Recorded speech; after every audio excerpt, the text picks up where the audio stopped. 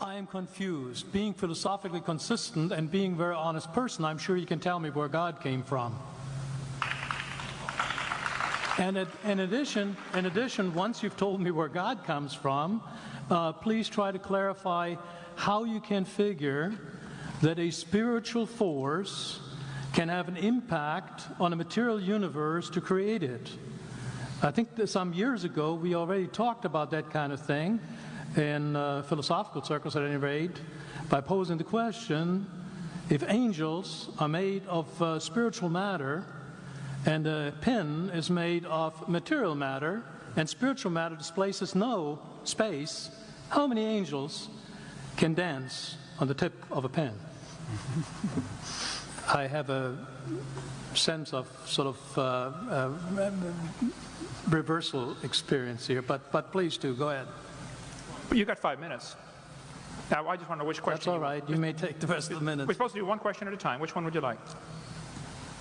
That was part of the format for the debate. So which question? I want you to fill in the story of the rest of the beginning of the universe. God, spiritual matter, impact on material matter. Okay. So 2 questions. All right. Go ahead. All right, your question, where did God come from, assumes that you're thinking of the wrong, obviously it displays that you're thinking of the wrong God, because the God of the Bible is not affected by time, space, or matter. If he's affected by time, space, or matter, he's not God.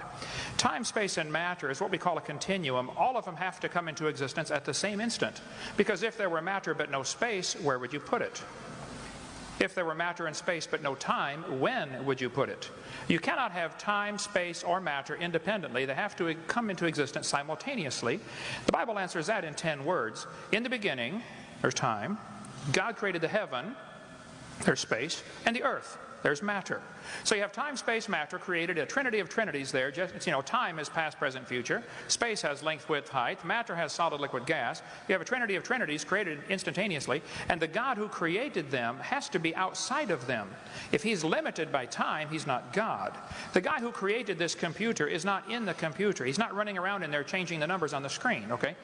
The God who created this universe is outside of the universe. He's above it, beyond it, in it, through it. He's unaffected by it.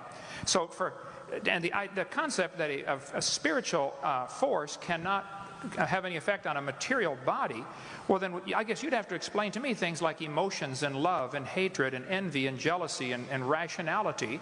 I mean, if your brain is just a random collection of chemicals that form by chance over billions of years, how on earth can you trust your own reasoning processes and the thoughts that you think? Okay, so